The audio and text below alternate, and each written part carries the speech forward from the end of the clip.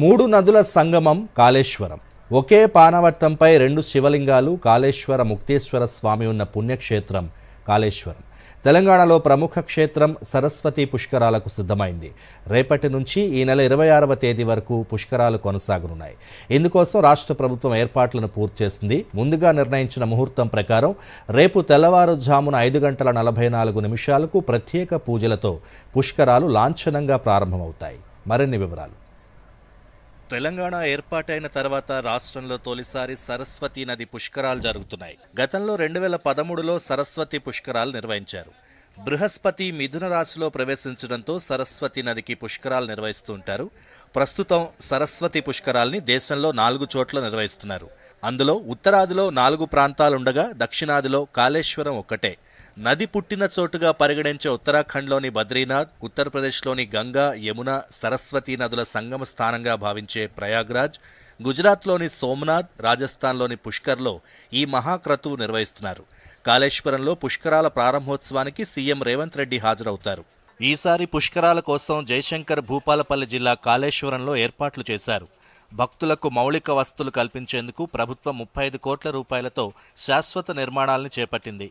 నది ఒడ్డున 10 అడుగుల సరస్వతి విగ్రహం, అరచేతుల్లో తాళపత్ర గ్రంథాల నిర్మాణం ఈ పుష్కరాల్లో ప్రత్యేక ఆకర్షణగా నిలవనుంది. కోటి ఖర్చుతో సరస్వతి విగ్రహాన్ని తమిళనాడులోని మహాబలిపురంలో తయారు చేసి తీసుకొచ్చారు.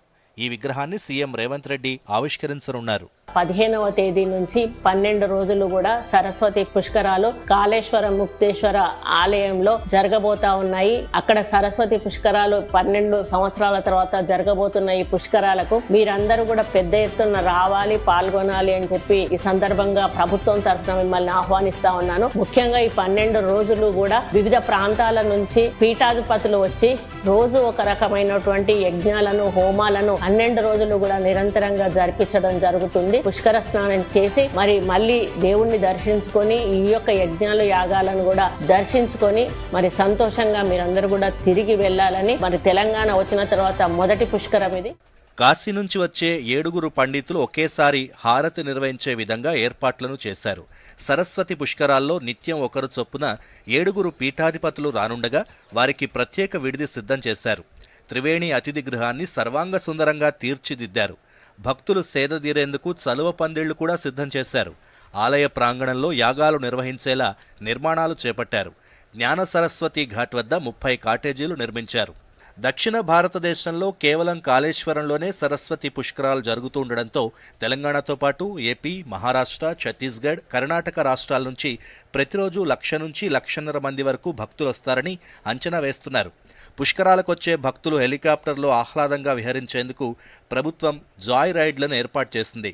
అలాగే సరస్వతి పుష్కరాలు 2025 పేరిట ప్రత్యేక యాప్ను తెలంగాణ ప్రభుత్వం రూపొందించింది.